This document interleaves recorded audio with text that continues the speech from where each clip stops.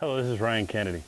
Today we're going to talk about how to get better control of your driver through the spin rate.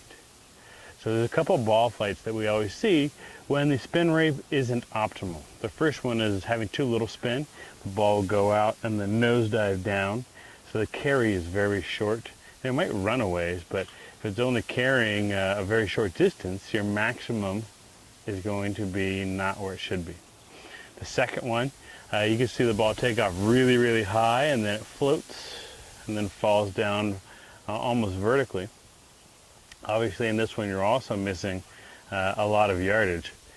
The most popular that you'll see is the airplane. Takes off low, climbs into the sky. It looks gorgeous, but as it climbs up, it also falls down with a very steep vertical descent, and you get no roll out of it. So the shot that we're looking for is one that takes off high and then has a flat peak. And after that, it heads downward at a pretty shallow angle of descent. That way it flies a long ways, and when it hits the ground running.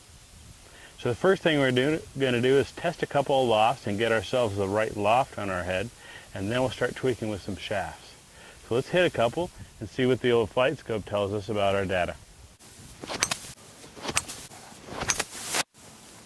So we just tested 3 different lofts. We tested a 9.5, an 8.5, and a 7.5. And one took off at 18-degree launch with 3,400 spin, big high floater. The next one was 6-degree launch, 1,300 spin, nosedive. And the third one was a 9-degree launch with 2,800 spin, and that's much better. So we're looking at that 8.5. So let's tweak it a little bit and see what we can do with the shaft and also the adjustability, and we're going to maximize some distance. After trying multiple different shafts of different weights and different kick points, we'll then tweak the head until we get the hosel to the right setting to maximize ball flight. Okay, we've got some good numbers here. Let's take a look at those last few we hit.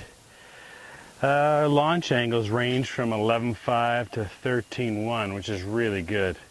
Now the spin rates we got down to 24 to 2,900. So we're in the right region that we want to be in. Now the best one is right here. This one flew 280 and ran all the way out to 308.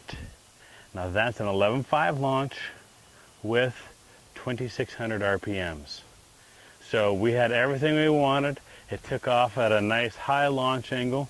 Again, it was 11.5, 2,500 RPMs, flat at the top, and then hit and ran. So what were the numbers that we had to beat from before? You remember, carry was 246. We got that all the way up to 280. And our total was 282. And we got that up to 308. So big gains just by controlling launch and spin rate.